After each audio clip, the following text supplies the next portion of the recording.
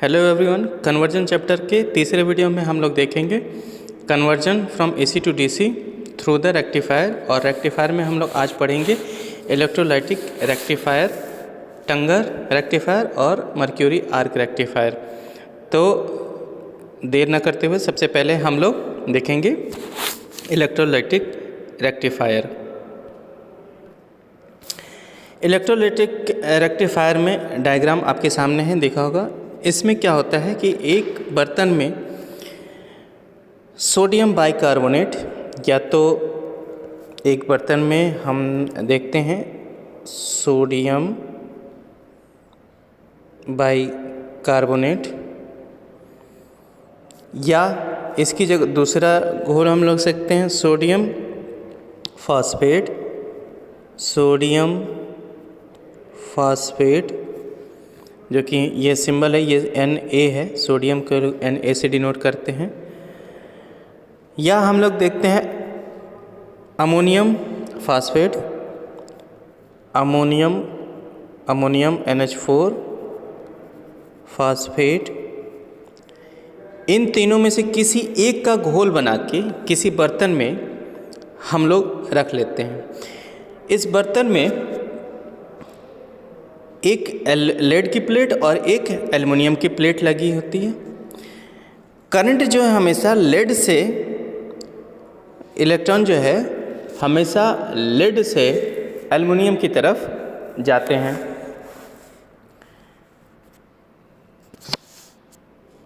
और जो घोल है, अंदर जो घोल है वो एक हाई रेजिस्टेंस की तरह काम करते, जिससे कि करंट के फ्लो रुक जाते हैं। अगर किसी तरीके से, जैसे कि सर्किट में दिखाया गया है, सोडियम फॉस्फेट का सॉल्यूशन है सोडियम फॉस्फेट का, इसको बर्तन में रखा गया है। ये दो एल्युमिनियम की प्लेट है, बीच वाला लेड की प्लेट है। हमने जैसे बोला कि जो लेड की प्लेट से करंट हमेशा एल्युमिनियम की प्लेट की तरफ जाता है, लेकिन सॉल्यूशन जो है हाई रेजिस्टेंस का काम करता है, जिससे करंट का लिंक टूट जाता है। अब इस लेड के थ्रू हम करंट को जो है वो हम बाहर ले सकते हैं, जैसा कि सर्किट डायग्राम में दिखाया है।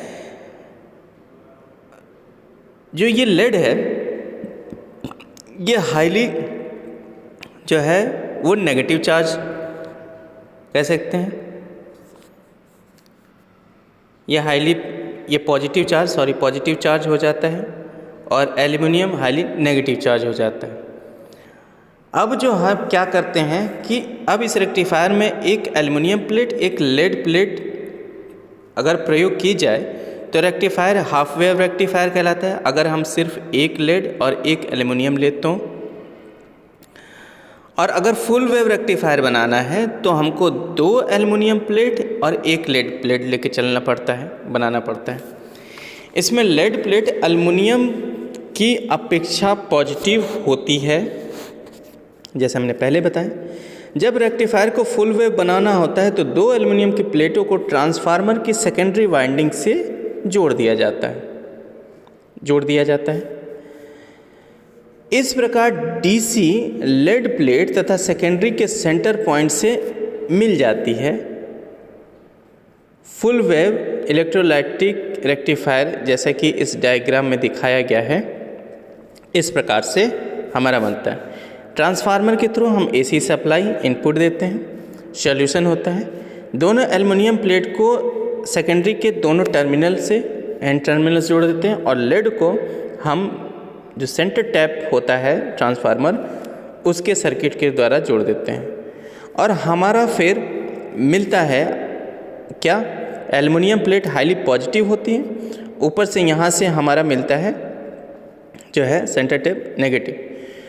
अब बैटरी जो चार्ज होती है, जो हमारा डीसी आउटपुट होता है, वो हमारा इस अरेंजमेंट के थ्रू इलेक्ट्रोलाइटिक रेक्टिफायर जिसको बोलते हैं, हमारा डीसी आउटपुट बहुत आसानी से मिल जाता है। ये तो था इलेक्ट्रोलाइटिक रेक्टिफायर। नेक्स्ट हम लोग देखते हैं टंगर रेक्टिफायर। टंगर रेक्टिफायर में हम क्या करते हैं कि इस रेक्टिफायर के लिए एक बल्ब में लो प्रेशर पर मर्क्यूरी वेपर या आर्गन गैस भरकर, ये जो बर्तन आप देख रहे हैं, ये जो बल्ब देख रहे हैं, इस बल्ब में हम लो प्रेशर पर मर्क्यूरी वेपर या आर्गन गैस भरकर एक बेरियम कोटेड वाली, ये जो फिलामेंट टंगस्टन देख रहे हैं, इस पे बेरियम कोटेड लगा होता है, बेरियम कोटेड टंगस्टन फिलामेंट रख देते हैं। ये फिलामेंट ट्रांसफार्मर की बहुत कम वोल्टेज वाली सेकेंडरी वाइंडिंग से जोड़ा जाता है। जब फिलामेंट से करंट गुजरेगी तो वो गर्म हो जाएगा, नॉर्मल सी बात है, ये फिलामेंट गर्म होगा ही होगा, और गर्म होने पे इलेक्ट्रॉन निकलने स्टार्ट हो जाएंगे। जब बल्ब में ऊपर आप जब देख रहे हैं कि एक ग्रेफाइट कार्बन का एनोड लगा पड़ा है, जो कि यहाँ पे आपको दिख रहा है, कार्बन एनोड प्लेट जो जुड़ा होता है, रखा होता है।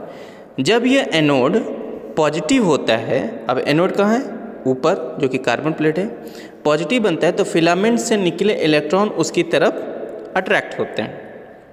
लेकिन जब ये इलेक्ट्रॉन कैथोड, जो कि फिलामेंट है, से एनोड की तरफ जाते हैं, तो जो रास्ते में गैस के एटम्स हैं, जो कि हमने मर्क्यूरी वेपर या आर्गन गैस भरी थी, उसके एटम्स हैं, उनको पॉजिटिव और नेगेटिव आयंस में अलग कर देते हैं, जिससे कि गैस एक कंडक्टर का काम करने लगती है। और इस प्रकार बने इलेक्ट्रॉन एनोड की ओर खींचते हैं और पॉजिटिव आयन कैथोड की ओर खींचते हैं, और इस प्रकार करंट फ्लो होना स्टार्ट हो जाती है। और जब अगर इसी का हम उल्टा कर दें, एनोड की अपेक्षा फिलामेंट एनोड की अपेक्षा अगर पॉजिटिव होता है, जो कि नेगेटिव था पहले, पॉजिटिव हो जाता है, तो फिलामेंट से इलेक्ट्रॉन बिल्कुल नहीं निकल पाते और गैस आयनाइज्ड नहीं हो पाती, और ये एक तरह इंसुलेटर की तरह काम करने लगता है। ये था टंगर रेक्टिफायर। अभी तक हमने इस डायग्राम में ये देखा, जो भी देखा, ये हमारा हाफ वेव रेक्टिफायर था, हाफ वेव रेक्टिफायर था। फुल वेव रेक्टिफायर के लिए हम इसमें ज़्यादा चेंज नहीं करते हैं, इसमें हम 2 एनोड लगा देते हैं और ट्रांसफार्मर के से हम सेंटर टैप के द्वारा हम जोड़ देते हैं। ये आप देख रहे हैं यहाँ पे 2 एनोड, एक इधर एक इधर, और ये जो है ट्रांसफार्मर के टर्मिनल से जुड़ा है, और नेगेटिव जो है हम ट्रांसफार्मर के सेंटर टैप से ले रहे हैं। फिलामेंट क्या है? वो पॉजिटिव है, क्योंकि इलेक्ट्रॉन निकल रहे हैं तो वो अपने आप वो पॉजिटिव करंट वहाँ पे देगा। तो इस प्रकार ये हमारा फुल वेव रेक्टिफायर भी बन रहा है। और अधिकतर एक चोक करंट को स्मूथ करने के लिए सीरीज में हम जोड़ देते हैं, डीसी के सीरीज में, और कैपेसिटर, जैसे फिल्टर सर्किट हमने जोड़ा था, ब्रिज रेक्टिफायर के बाद हमने फिल्टर सर्किट लगाया था, चोक एलसी चोक फिल्टर, तो वैसे ही हम इसमें हम जोड़ देते हैं। ये तो था आपका हाफ वेव, ये हो गया फुल वेव रेक्टिफायर। तो ये तो था आपका टंगर रेक्टिफायर। मेरे ख्याल से आपको ये दोनों रेक्टिफायर आपको समझ में आ गए होंगे, जो कि एक था इलेक्ट्रोलाइटिक और दूसरा टंगर रेक्टिफायर। अब हम पढ़ेंगे mercury arc rectifier. Mercury arc rectifier में क्या करता है? मर्क्यूरी आर्क रेक्टिफायर में हम यहाँ पे देखते हैं कि एक इस टाइप का बल्ब होता है, इस टाइप का बल्ब होता है, जिसमें कि इलेक्ट्रोड लगे होते हैं, 3 इलेक्ट्रोड, और इसमें मर्क्यूरी जो है भरा होता है, पूरा नहीं भरते, हल्का सा भरा होता है, और बाकी पूरे बल्ब में मर्क्यूरी के वेपर भरे होते हैं। मर्क्यूरी के वेपर ही एनोड का काम करते हैं और मर्क्यूरी कैथोड का काम करता है। जो वेपर हैं वो इलेक्ट्रोड के द्वारा कंडक्शन स्टार्ट करते हैं और ये इलेक्ट्रोड एनोड का काम करते हैं जो कि हमारे ट्रांसफार्मर से जुड़े होते हैं, और मर्क्यूरी कैथोड का काम करता है जो कि वो पॉजिटिव हमारा शो करता है। अब क्या होता है, इस बल्ब में 2 या अधिक एनोड जिसको हम A1 A2 कह सकते हैं होते हैं। इस बल्ब में पूरी तरह से जो है वैक्यूम कर देते हैं, यानी कि सारी हवा बाहर निकाल देते हैं। यदि किसी प्रकार मर्क्यूरी को वाष्प में बदला जाए, यानी कि मर्क्यूरी गर्म करेंगे तभी वो वाष्प में बदला जाए, तो कैथोड से किसी एक एनोड की ओर बिजली जो कि वाष्प के इलेक्ट्रॉन, जो वेपर हैं उसके इलेक्ट्रॉन हैं, उसके द्वारा चलने लगेगी। इस प्रकार डीसी करंट आसानी से मिल जाती है, लेकिन यह आधी वेव होगी क्योंकि यहाँ पे एक ही A1 और A2 इलेक्ट्रोड होंगे। फुल वेव के लिए बनाने के लिए मैं अभी बताता हूँ। पूरी वेव को रेक्टिफिकेशन के लिए ट्रांसफार्मर की सेकेंडरी के बीच से टैप लेनी पड़ती है, जो कि यहाँ पे आपको देखा जा रहा है। एक इलेक्ट्रोड ट्रांसफार्मर की एक एंडिंग से, दूसरा इलेक्ट्रॉन ट्रांसफार्मर की दूसरे एंडिंग से। तो हमको जो नेगेटिव चाहिए होता है वो ट्रांसफार्मर के सेंटर टैप से, जैसे कि हमने लास्ट 2 स्लाइड में हमने देखा टंगर और इलेक्ट्रोलाइटिक रेक्टिफायर में। एसी करंट डीसी में बदली, यह डीसी पल्सेटिंग होगी क्योंकि करंट के द्वारा, वेपर के द्वारा ये जब जाएगा वेपर इलेक्ट्रोड की तरफ, उस हिसाब से ये करंट फ्लो होगा।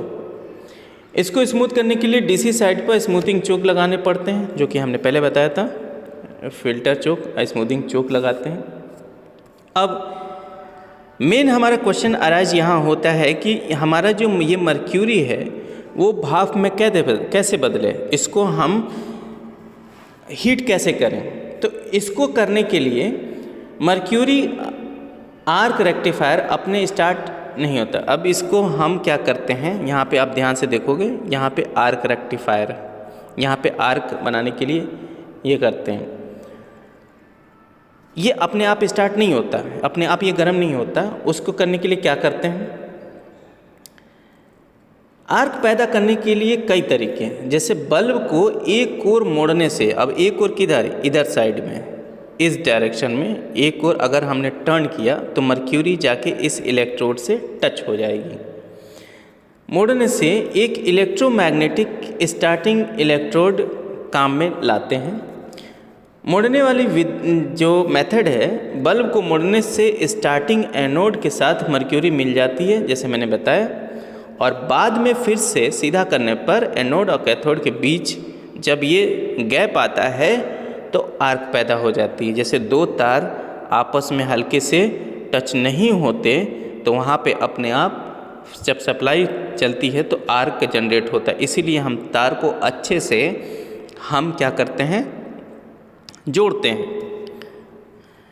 तो यहाँ पे भी यही चीज़ है कि हमने एक बार कनेक्ट कर दिया मर्क्यूरी बल्ब को टेढ़ा करके, वो स्टार्टिंग इलेक्ट्रोड से जाके टच हुआ और फिर हम सीधा करते हैं तो वापस मर्क्यूरी अपने पास आती है, जिससे कि गैप बनता है और वहाँ पे आर्क फिर पैदा हो जाता है।